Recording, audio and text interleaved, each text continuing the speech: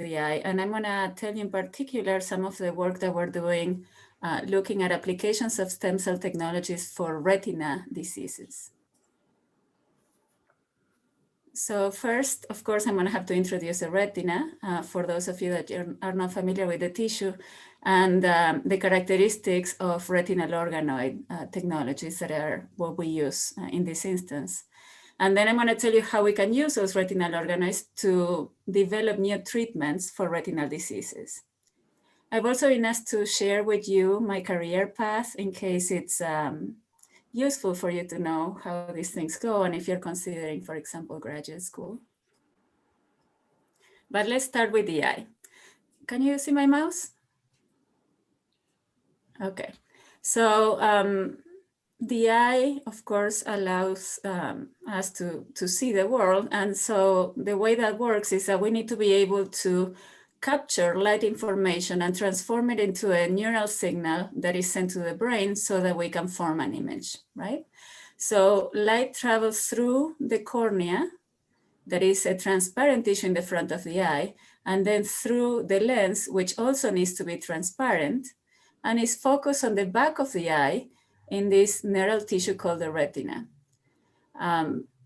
And you can see here how several things can go wrong, and anything that goes wrong in this path can lead to vision loss or blindness, right? If you have opacity in the cornea or opacity in the lens, for example, in cataracts, then you're not gonna have light coming into the retina or not coming properly into the retina. But the retina has certain characteristics. It is a part of the central nervous system, right? And so as an extension of the central nervous system, the retina lacks regenerative capacity. That means that if any of the neurons or glia that form the neural retina start degenerating, then no matter how good the light path is up to that point, you're still gonna lose vision. And that vision cannot be restored. Once the retinal neurons die, we at the moment don't have any way to grow them back. Also, as a part of the central nervous system, the retina is composed, as I said, by neurons and glia, and these are organized into 3 layers of cells. So the light has to go across all these layers of cells. So it goes across all of this to impact the back of the eye that contains the photoreceptor cells. These are the cells that are able to capture light. These are modified neurons that have a special machinery in place to transform light information into a neural signal. And then this information needs to be transferred to neurons that are in the inner nuclear layer, and then in this innermost layer of the retina, there is a ganglion cell layer. And the ganglion cells, which would be here, so are the only cells in the retina that are able to send their axons to the brain. So these are the ones that are going to communicate the retina with the brain. And so you can see here too how damage to different parts of this pathway can lead to blindness, and the pathology is going to be, and the symptoms are going to be different depending on the type of cell that is being damaged. So not only do we have to have all these neurons in place, these neurons have very specialized connections with each other that allow the retina to process that light information. And in particular, as I mentioned, in the back of the eye, we have the photoreceptors. Now, you probably know that photoreceptors can be rods or cones, right? So do you know what rods are for? Or what do they do? You can unmute. No? Okay, so that's fine. Rods are very, very sensitive photoreceptors. Oh, there's a intensity chat there. I can't see the chat, I'm sorry, in the presentation. It says intensity, question mark, from Noah. Yes, so rods are very, very sensitive and are the photoreceptors that allow you to see in dim light. And then cones are the photoreceptors that will allow you to detect color information. So we have three types of cones in humans. We have blue, red, and green cones. And the combination of the light detected by these different cones allows us to see color, but it also gives us our highest acuity vision. So if you look at this picture here, this is a fundus of the eye. This is an image of what an ophthalmology would see when they look into your eye and they look at your retina. And you can see this pigmented area in the back. That is called the macula. That is a specialized area that we have in the human eye. And that is what gives you your central vision at your highest visual acuity. Now, you can see it here also in the diagram of the eye. And that's where light is focused on almost all the time. So why is that important? This macula is a very specialized structure. That is a part of the retina that contains the highest concentration of cone photoreceptors. In the fovea, in the very center of the macula, it's almost all cones. And that allows you to form the central part of your image. And it gives you the best resolution. But that's a very small portion of the retina, even though it's so important. All the rest of the retina, the peripheral retina, that's mostly rods. That gives you your peripheral vision, and that has the highest sensitivity in dim conditions. Why is this not moving? Sorry. There. But what happens when something goes wrong with these cells? Well, then we get into retinal degenerative diseases. And that retinal degenerative diseases can be acquired, like in this case, retinitis pigmentosa. They can be genetic, like retinitis pigmentosa, or acquired, right? Retinitis pigmentosa is a retinal degenerative disease. And what happens in retinitis pigmentosa is that the peripheral retina starts dying. And that happens because the rod photoreceptors that form the majority of the peripheral retina start dying. And as we said, the rods are in the periphery and allow you to see in the dark. So one of the first symptoms that you're going to have when you have retinitis pigmentosa is that you start having difficulty seeing at dusk or in low light conditions. And later, as these photoreceptors start dying, and you can see a diseased retina here, you start having tunnel vision because all that peripheral vision is getting lost. And this would be the visual manifestation of that until eventually you might also lose your central vision. But I mentioned also that retinal diseases can be acquired later in life. And that is the case, for example, in macular degeneration. That is one of the main causes of blindness in the aged population. And as the name says, macular degeneration is a degeneration of the macular part of the retina. That is that central part that we were talking about before. What happens if you lose photoreceptors in that macula? This happens because the layer of cells behind the photoreceptor, it's called the retinal pigmented epithelium, is very important for photoreceptor survival. And if you lose that, then the photoreceptors start dying too. And if you lose those photoreceptors in your macula, you're going to lose your central vision, like we're seeing here. So you lose the area of vision that arguably is the most useful type of vision. It's the center of your visual field, is what gives you normally the highest visual acuity, and it's what allows you to have most of your color vision. These are really very devastating diseases, and there are many others, of course. But the problem is that nowadays we have treatments to try to slow the progression of some of these diseases. But as I mentioned before, because these are central nervous system neurons, once these neurons die, there's no treatment nowadays that can allow us to recover the visual function. And that is a big problem, and it requires innovation, right? So that's what we're doing at Cell-Sight. Cell-Sight is a retinal stem cell or the ocular stem cell and regeneration program in our Department of Ophthalmology here at the University of Colorado. And the types of strategies that we're trying to devise have to do with drug discovery for preventing those neurons from dying in the first place, or once those neurons are lost, replacement-based strategies that might someday allow us to regain vision in a patient that has lost retinal function. And how can we do that? This might seem kind of odd that I'm putting a nude picture here, but that's my background. I did my background in retina and lens regeneration. That was the topic of my PhD thesis. And I use a nude as an animal model because the nudes are very unique in their capacity to regenerate almost any body part. What's amazing about nudes is that you can remove a limb, you can remove the whole retina, you can remove the lens, you can remove part of the brain or part of the heart, and the nudes will grow those parts back in a way that mimics the original structure that was lost. And not only that, you can remove the whole retina, the retina will grow back and will reconnect to the brain so that the nude will have functional vision again. You can imagine how unique that is, especially for a vertebrate, right?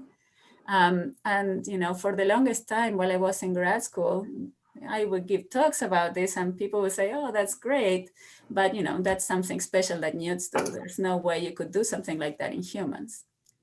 And what happens is that the way the nude regenerates a retina is that once you remove the tissue, those cells in the back of the eye that cover the retina, they differentiate and become like a stem cell. And like stem cells do, they are able to proliferate and then redifferentiate into all the different cell types that were lost.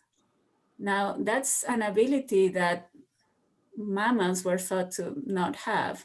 And still in mammals, this is very, very limited. And that happened until 2006, when this paper came out by this group in Japan, by Takahashi and Yamanaka, that showed that you could take mammalian cells and you could reprogram them using a specific set of genes to become like an embryonic stem cell. And this was revolutionary for biology. It was so revolutionary that this group won the Nobel Prize just 6 years after the first paper was published. These cells are called induced pluripotent stem cells. And they are so important because that means that now you can take cells from any individual, from you, from me, or from a patient that has a degenerative disease, for example. And you can reprogram those cells to make them become like an embryonic stem cell. And embryonic stem cells are very powerful because they have to give rise to the whole embryo, right? So induced pluripotent stem cells have that capacity to proliferate in vitro and to generate any of the cell types that compose a human body. So this is what we can do now with those cells. We can take cells from different tissues from a person. Originally, these cells were made from fibroblasts from the skin, but nowadays you can even get cells from urine.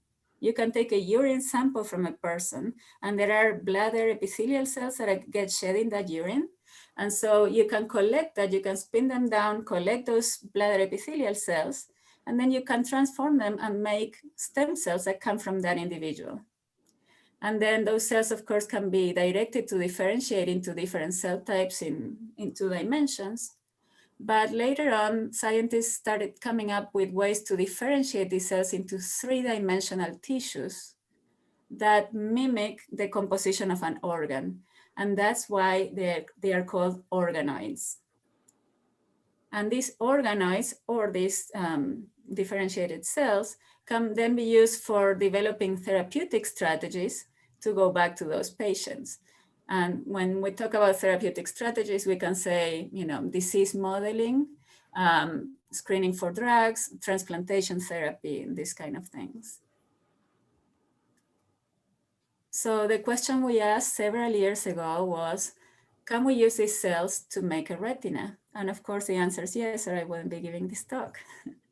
But how do we do that? We take these stem cells and we go through a stepwise differentiation process that allows us to form all these little mini human retinas growing in a Petri dish. And we can make them by the hundreds.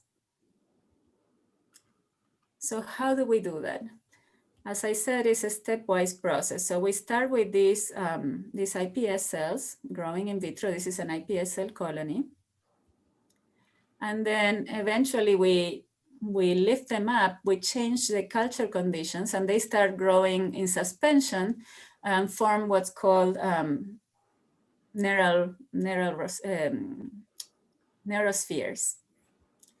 And then we plate these neurospheres into coated dishes.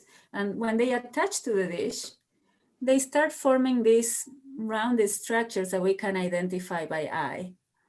These rounded structures are going to be the precursors of what's going to become the retina. And so we can manually cut around these and then lift them up and grow them in suspension. And for the rest of the time, they grow in suspension and they form these pretty little spheres. And the structure that you see here, that is a neural retina. That's a human neural retina that looks just like the eye that I was showing you at the beginning, but except that they are growing in a Petri dish. And we can do that in 96 well plates also, if we wanted to use them, for example, for testing drugs. And eventually, these retinal organoids keep differentiating and they form the more mature structures, like what you see here are the inner and outer segments of the photoreceptor cells that are the ones that have the machinery to detect light. And what's super interesting is that these retinas growing in vitro recapitulate the histological organization of the human retina, of the native human retina in 3D, with all the different cell types that you would see in a retina organized in the characteristic trilaminar structure. How do we do this? Are these retinal neurons functional first? Yes, they are. So here you can see that these are photoreceptor cells that are labeled with fluorescence, and you can see these structures here that are the inner and outer segments. And these photoreceptors can respond to light in vitro. You can shine a light on these little things growing in vitro, and they will respond in the same way that they would in your eye. But how? How is this even possible? Well, retinal organoids, it turns out, are able to recreate this structure because they do what stem cells know how to do, which is follow development. So normally a stem cell in your body will go through a stepwise process of development to create each of these structures. And it turns out that if you let these cells do what they know how to do in vitro, they will recreate that process step by step, which is really amazing. You can see here the different steps of eye development, which starts in the neural tube, and then there's a region of cells in the neural tube that evaginate to form what's called optic vesicles that then fold inwards to form these optic cups. The inner part is going to be the retina. The outer part is going to be the pigmented epithelium. And then, as you can see, the eye structure that you're more familiar with is forming here, right? And then all these different cells start differentiating and form the retinal structure. Well, each of those steps has a parallel in the in vitro system. So that I can tell you visually and also by gene expression and immunostaining and all that, that each of those stages is recapitulated, but not only in space, but also in time. Each of these things happen at the same time than they would have happened in the human embryo. And that is something that we don't direct. The cells that come from a human person know how to recapitulate the timing of development in humans, Whereas if you take, if you make these cells from mouse, you can go through the same process and everything will happen in 3 to 4 weeks. Whereas here we're talking months and months, and it's because these cells have the intrinsic information to know what species that they came from, and they take their time. And so this is something published by other groups, but just to show you that there's more information that shows us red means more similar, and these are retinal organoids, and no, sorry, these are retinal organoids, and these are human fetal retinas. This is a paper that was published by the group in the NEI, but you can see that there's a general trend that as the organoids age, they mimic aging, developing human retinas in vivo as well. But the model is not perfect, right? No model is. So there are some things that this model doesn't have. For example, it doesn't have a pigmented epithelium around the retina, which is a structure that I told you before is important for the maintenance of those photoreceptors. It doesn't have blood vessels because in order to make these retinas, we're pushing them to become neuroectodermal, right? To become central nervous system. And so we're not making blood vessels when we make these structures. Because these retinas are growing in suspension, they also don't have a brain to connect to. So we're not forming an optic nerve here. That is the structure that will connect that retina to the brain. And we don't have some of the glial components of the retina. We have one major type of glia. So in summary, these organoids are a simplified system. They don't have all the associated structures, but they are able to recapitulate all the major events of retinal development in space and time. And they form all the different cell types, and they can achieve a level of maturation that allows them to respond to light. And that's why they have so much potential to be used for both for basic science, but also for translational applications. And so, as I mentioned before, when we talk about translational applications, we're talking about transplantation, or we're talking about disease modeling, mimicking a retinal disease, for example, by using stem cells that come from a patient that has a mutation that causes retinitis pigmentosa, right? Or some other degenerative disease of that kind. And then we can use those disease models to screen for drugs that might prevent the loss of those cells. And then we can take those therapies back to the patient. And so I'm going to talk a little bit first about the drug screening approach. And the reason this is important is that the drug screening pipeline is a little bit leaky in that we have so many drugs that get to clinical trials all the time, but a very, very small minority of them ever makes it to patients. And so why does a drug that shows efficacy in animal models not work later in a human person? And the part of the reason for that might be that those animal models don't completely recapitulate what's happening in humans. And that's where organoids gives us the opportunity not to replace animal models because they are very important, but to complement this system to improve that pipeline. So you could take a drug that you identified in vitro, you can test it in animal models, and at the same time you can test it in human retinas. You see if they are effective in a human scenario and they don't kill the animal. And then you can move on to clinical trials after that. Now, that sounds great, but it does have challenges. And some of the challenges of organoid systems are that they take a very long time to be generated, as I mentioned before. Not all the cell types survive very well in retinal organoids. And then there's a lot of variability in the system.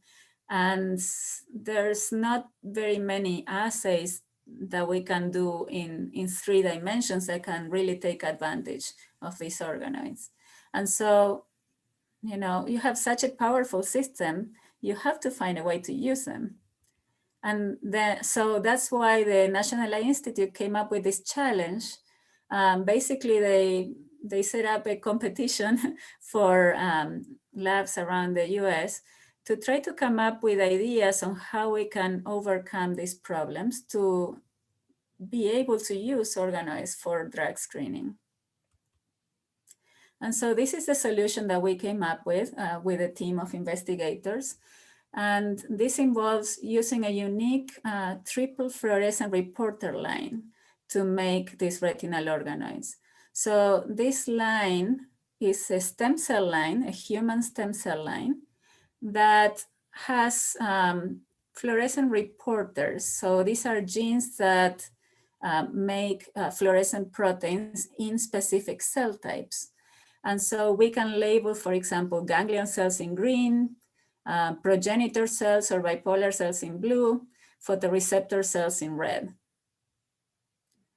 And we can use those cells to make retinal organoids. And you can see here how all these fluorophores are expressed in the correct places, right? We have photoreceptor cells in red, ganglion cells in the inner part of the retina in green, and these, in this case, are progenitor cells in blue.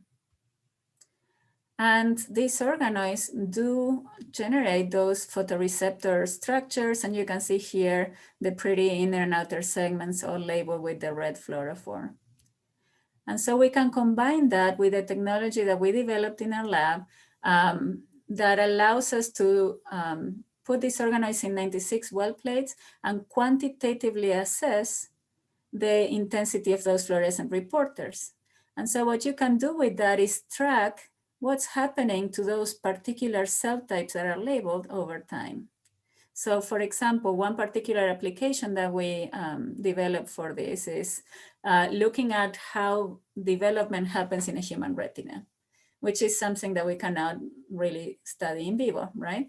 So, but we can study it with this system. And so we can see, for example, how this is a marker for photoreceptors, how photoreceptors increase over time at different developmental weeks, and how this is a marker of ganglion cells, how ganglion cell, the ganglion cell population varies over time as well. And so, for example, one of the things that we saw is that at the beginning of the differentiation process, you start having more and more ganglion cells. And there's a time point at 8 weeks of development where you have a dip in retinal ganglion cell numbers. And then they start going up again. And so we identified, and I don't have time to show you all this, but we identified that that is a normal wave of ganglion cell death that happens during development to refine the retinal circuitry. And this happens not only in retinal organoids, but it happens in other animal models as well. So that is just one example of how we can use a system to track cells over time, right? And how could we use that for drug screening? We can take this fluorescent reporter line, we can make retinal organoids, and then we can put them in plates, which can be done in an automated fashion. We can read them using our quantitative technology, and then we can treat them with different drugs. We can put them back in the incubator, let them grow, and then read them again. And we can see how these drugs affected the numbers of cells. So for example, if you have a model where photoreceptor cells are dying, for example, if you're trying to mimic macular degeneration, then you use a technology like this, you can quantify the number of photoreceptor cells, you can do a treatment that would prevent the loss of those cells, and then you can quantify again and see if that treatment works. That's the gist of it. And I'm happy to say that we were awarded this, this prize for this particular project. And this, I'm just showing this to show you that science is never done in isolation. So this is really a team effort. This was done in collaboration with Val Canto Soler, who's the director of Cell-Site our ocular stem cell and degeneration and regeneration program, and with people at Miami University in Ohio that developed the transgenic line, and with a company called Nanoscope Technologies that participated in this too, developing new ways to assess function in these organoids. And then the other thing that I mentioned you could do with these organoids, but I'm not going to elaborate too much on that, is the cell transplantation strategy. And so I'm just going to briefly mention that this is something that is one of the big programmatic goals of CellSite, is to use these human retinas that were growing in a petri dish and use them to replace the photoreceptors and pigmented epithelial cells that were lost in macular degeneration. And so basically we can grow organoids, we can grow pigmented epithelium cells, and then we can put together the photoreceptor, I would say photoreceptor and bipolar layer of the retinal organoids with those pigmented epithelial cells that normally go in the back. And we can use this kind of sandwich to transplant into a retina that has lost this portion. And this is something that is currently in preclinical studies. And CellSite is pursuing this right now in a pig model of photoreceptor degeneration. So results are coming in the next few months to try to figure out and optimize this process to see if these transplants can survive in the host, in the pig, and if they are able to restore sight. And this is our facility. So this is our beautiful Anschutz campus here in Colorado.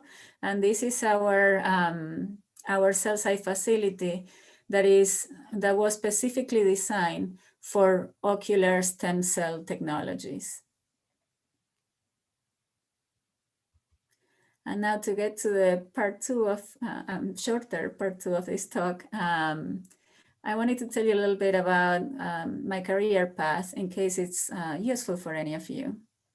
So I was born in Argentina, and not in Buenos Aires even. I was born in a small city. And growing up, I never even imagined that science was a career option. I never understood, how that worked. I didn't know any scientists. But I was lucky enough to be able to go to university there. I graduated with a biochemistry degree, and university in Argentina is, public university is free. So that allowed me to, to go to school at a time of economic recession in my country, right? And so I graduated and I started doing volunteer work in the lab. And then an opportunity presented itself to apply for a scholarship from the Rotary Club to go to another country for a 2 or 3 months internship. And you had to explain how that was going to be helpful for your career. So since I started volunteering doing biology research, I started emailing people in the US and other countries saying, hey, I can go to your lab for 2 or 3 months if you let me, is that okay? And I was fortunate that someone at Miami University in Ohio allowed me to go there for those 3 months. And it was a wonderful experience. We really got along with the team. My PI was fantastic. And that's how, coming from a place where I didn't really have the money to travel, I even used to hitchhike to go to college every day. I never imagined that I was going to be in another country doing research, but I had the opportunity to come here to do research for those 3 months, and I fell in love with retina regeneration. So then I went back home and I applied for grad school. And then following year, I came to do grad school at Miami University in Ohio. That's Miami University. And that's what I studied. I studied lens and retina regeneration using newts and frog models. And many of you might be aware of this, but one of the perks of doing grad school in science is that usually you don't have to pay for your tuition, and you get paid a stipend. It's a modest stipend, but that allows you to survive and to go through school. And that's really what allowed me to start this career path. After that, I did my postdoctoral work at Johns Hopkins University in Baltimore. So I lived there for several years. And that's where we started working with these stem cells. And eventually, I was in the lab of Balkanto Soler at the time. Eventually, we came up with the protocol to generate these retinal organoids from stem cells. And that's where that path started.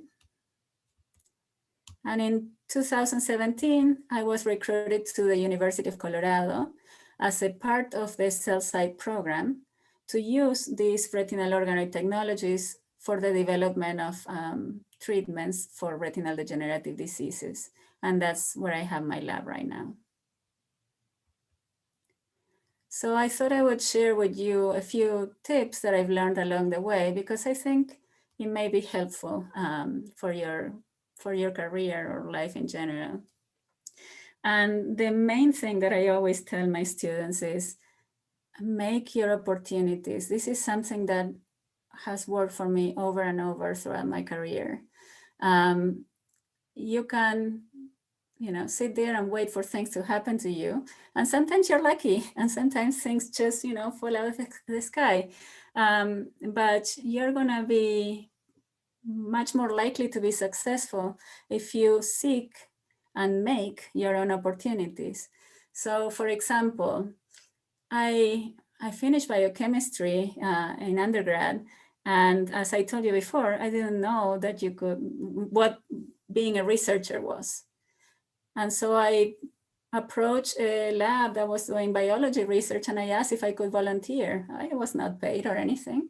But if I hadn't done that, I wouldn't be here today, right?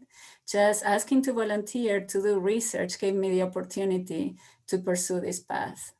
And then, I had the opportunity to do that internship through that scholarship that I mentioned before.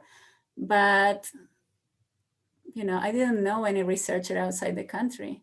So I just had to send emails and reach out to people. I looked at papers and found out who were the last authors. And I asked, I really like your research. I will be thrilled to join your lab. It's just for a couple months. Can you please give me a chance? and that worked out too. And that's how I landed at Miami University. But even after that, even after going to grad school, I needed to find a postdoc position. And you can wait until postdoc positions are offered and in different labs, and then compete with hundreds of people to try to get that position. That may not be the most effective way, right? So what I did when I was in my last year of grad school was look at different labs that I really liked, research that I was excited about. And then I went on a road trip and I, started emailing people saying, I'm a grad student, I'm going to finish my program in the next year. I'm really interested in your research, and I'm gonna be in town, during this time. Would it be possible to just go talk to you? You can't be pushy, right? These labs were not offering postdoc positions. So all I asked was to go and have a chat. And I did my homework. I really studied what those labs were doing. I really read their papers. And then I sat down with people and had really fun conversations about science. And this was a great experience because I visited, maybe 5 labs, and I came back with 2 postdoctoral offers, even though no postdocs were advertised at the moment. And it was a great opportunity to network, because even in the labs that didn't have postdoctoral positions open and couldn't find one at the time, I still was able to make a connection with those PIs. And some of them still remember that time. So, and you know, these are just examples, and I can go on and on about this. I mean, even as a faculty here, I wanted to go into a new research direction, and I had never studied Alzheimer's disease before. And I thought, I really want to study Alzheimer's disease in the retina, but you know, I need someone to introduce me to the field. And there's this really well-recognized Alzheimer's Center on campus with a very well-known PI that is a senior investigator. And I thought, oh, this person's going to be too busy, and you know, they're not going to have time to help me out and all that. And then at the last moment, I thought, I'm just going to send an email. And that email translated into 2 years of a wonderful collaboration with an amazing mentor. And we're sending a big grant to the NIH right now for that project. So, you know, reach out to people, because people most of the time want to help you. And if they don't help you, it's usually because they can't, because of time, because of money, depending on what you're asking for. But most people will give you an opportunity to at least have a chat. And you should take those opportunities. And help others, you know. As much as you would like other people to help you in your career, if you ever have the opportunity to help someone else, you know a PI and you know someone that's looking to do a specific kind of research, and you can make a connection, or you can tell a person about a great thing that you heard in a meeting that might be interesting to them, or a paper that is connected to their research, anything that you can do to help others in their career, in their life, take the opportunity. One, because of course it's the right thing to do, but also because you never know when that's going to come back to you. And I've seen that over and over as well. And don't underestimate the power of networking. And I know people who are introverted or shy, and they are more intimidated about networking with others. But networking is how the world rolls. And if you are afraid of making a personal contact to talk to the person, at least network through email, or find opportunities that are more suitable to you. Perhaps you prefer to do a one-on-one thing instead of being in a group meeting. You have to find the way to create those opportunities as well. And ask for help, you know. As I said before, people are often and almost always willing to help you if they can. You know, we all feel good when we help others.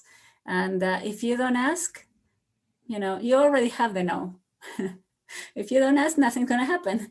And if you ask and they say no, then nothing happens. Things stay the way they were. So, you know, you can get a no, or in the best case scenario, you can get a yes. And you wouldn't have the yes if you didn't ask. And do your homework, please. If you have the opportunity, if someone gives you the opportunity to talk to them about research, to come to their lab, to give you a job, or offer the possibility of applying for a job, you need to know what they're doing. If you don't do your research, it's not gonna look good. So research the people you're going to meet, research the labs you're going to visit, research the places you're gonna apply for jobs, because you're gonna make a much better impression if you know about them. You know, it's not all about you. And that will really increase your chances of getting hired, for example. And finally, have passions for what you do. You know, life is not too long, and you have to pursue the things that are really interesting to you. You don't want to be stuck in something that you don't really have a passion for, and realize, you know, decades later that you would have liked to do something else. So that's all I have today. And these are the acknowledgements, because none of this would happen without a fantastic team of people and with all the funding that allows our research to be possible. And with that, I will take your questions.